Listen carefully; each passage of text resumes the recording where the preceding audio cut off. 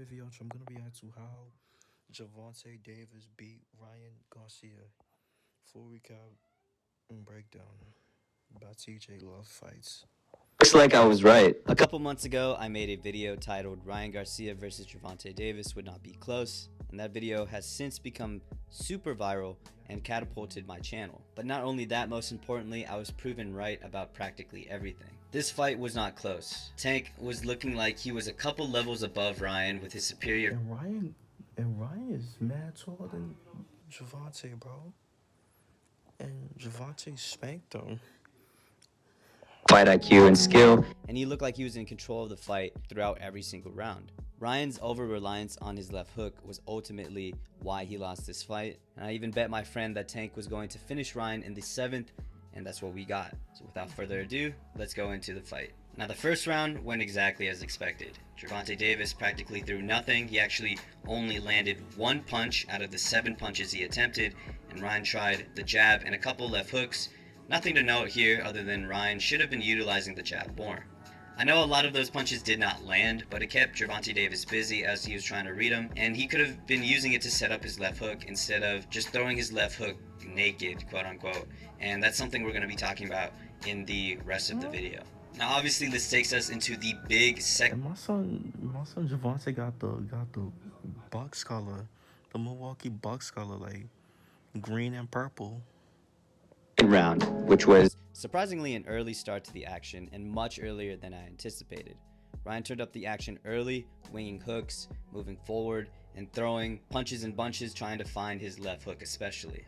And kind of uncharacteristic to Tank, this is more of Mayweather's playbook, he went immediately for the clinch. Every time Ryan would start one of these exchanges and move forward and throw a bunch of punches, Gervonta Davis immediately clinched. And I think this was due to Tank not being acclimated to those punches quite yet. However, Tank would find the timing to Ryan's hook real quick and would find an opportunity to land his counter. Like I said in my How Ryan Garcia Beats Gervonta Davis video, he really relies on that big left hook, and in trying to land that left I'm not gonna lie, that left hook look nasty, bro.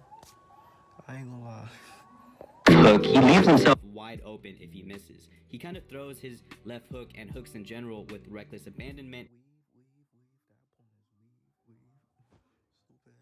And he always tries to find that finish. So he may not be disciplined enough to keep Gervonta Davis at range, and he may overextend and leave himself wide open for a Gervonta Davis counter. And scarily enough, this is exactly what happened. So Gervonta Davis was easily able to roll under that left hook and find a left hook of his own, again capitalizing on the fact that Ryan does not keep that other hand up as he throws his left. But all credit to Ryan, he has a lot of heart and he has a solid chin. He was able to get back up and continued the fight. Though the next 3 rounds would not go in Ryan's favor. Gervonta Davis seemed to control these rounds pretty much the same way. The key thing here is that he had the timing on Ryan's left hook as he either backed away from them or rolled under. Additionally, Gervonta Davis's left hand down the middle kept landing for him hard and bloodied Ryan's nose in the 4th. I honestly thought this was going to be the shot that knocked out Ryan. However, this was still a shot that Tank landed consistently.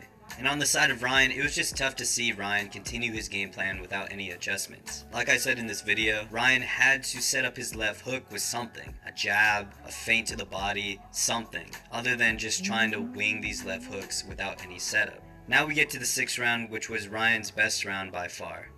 Ryan finally found his confidence as he started to land a couple good right hands, which I'm surprised he didn't throw more of. Again, like I said in that video, I wish Ryan would have used his range by utilizing his straight punches, and I think this punch in particular was very effective because it was a punch that Gervonta Davis did not have an answer to quite yet. And this punch, along with the jab and high volume, would have kept the range and would have not let Gervonta Davis on the inside. And speaking of Gervonta Davis going into the inside, we go into the 7th round, the round everybody was waiting for.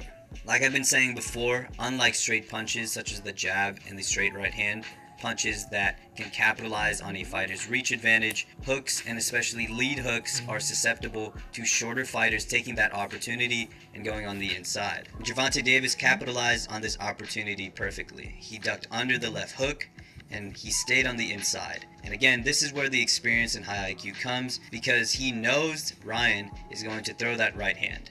Right? He just missed with the left hook, so he's Tank keep weaving, weave. Like that's all Tank got to do is weave that shit. Got to throw a right uppercut, a right hook, something, because Gervonta Davis is right there. As he waits, he's going to time his left hand. So in that little window of opportunity, as Ryan starts to throw his right hand, Gervonta Davis throws his left hand and gets him right on the liver. It was a perfect body shot that Ryan could not get up from, and it's funny because it took a while for even Tank to realize it landed really well, and you can see the reaction here. All in all, I thought this was a great fight. We saw a knockdown, a knockout. We saw the high level of Gervonta Davis, his high IQ and his high skill level, but all credit to Ryan Garcia for taking this fight and showing a lot of heart. And I cannot stress this enough. I feel like boxing fans and everybody should respect Ryan for taking this fight. It's so early in his career. I mean, he's only 24 years old. He's a big star, and he could have easily coasted through an undefeated record fighting guys that were not on his level. But instead, he decided to challenge himself, and not only that, but fight Gervonta Davis on Gervonta Davis's terms. It seems like he made a lot of compromises, one being the rehydration clause. And speaking of the clause, I wanted to quickly go over whether or not this had an effect on the fight. Now yes, the rehydration clause definitely had an effect on Ryan, considering he could not rehydrate to the weight that he typically weighs in at on fight night. However, from what we saw in this fight, especially with the difference in skill between the two fighters, I don't think any amount of weight that Ryan could have put on would have changed the outcome of the fight. Sure, if Ryan Garcia was able to gain more than 10 pounds in rehydration, maybe he could have came in a little more comfortable, a little more confident, but I think because of, again, the difference in skill, it would have just ended with Gervonta Davis winning again. Maybe not like a landslide here, but definitely still a win. Though I would still really be interested in a rematch without the rehydration clause and see what would happen. And so this brings us to the immediate future of Ryan. Who is next for Ryan Garcia to fight? Firstly, I want to say I hope people still want to see him fight as much as I do. Ryan's only 24 years old and has a huge career ahead of him, and I hope we can get rid of this weird thing in boxing where we can only watch undefeated fighters. But anyways, the person I think Ryan should fight next, call me crazy, is Rolly Romero. The two have sparred each other, with one of the infamous sparring sessions being on YouTube, and I think because of Rolly's antics and the history of the both of them, this fight would sell and be really fun. And I also think this would be a solid W to put Ryan back in the win column. And another thing I hope Ryan does is get rid of this Jeremy Clarkson guy in his corner. He may be very funny and knows a lot about cars, but I found it absolutely appalling that he came up with practically zero game plan other than move forward and rely on his left hook. I also found it insane that he did not have the ability to make that mid-fight adjustment and tell Ryan to utilize his straight punches more. So I hope Ryan can move on to a better camp, because this is definitely what cost him the fight and will cost him the rest of his career. And the next step for Tank is pretty obvious here, but I think Tank should fight the winner of the Lomachenko versus Devin Haney fight for all of the belts. Tank has definitely deserved to fight for the belts, and I think fans especially want him to fight Devin Haney the most. On the side of Devin Haney, you have a very slick and skilled boxer that definitely looks like he's on the same level as Tank. I think this would be a very high-level classic matchup of the boxer versus puncher, though in this case, like I said, the puncher is a very high-level and very high IQ guy in Tank. So I think this would be the fight to make for Tank in the near future. But anyways, what do you guys think? This was a shorter video than my tip.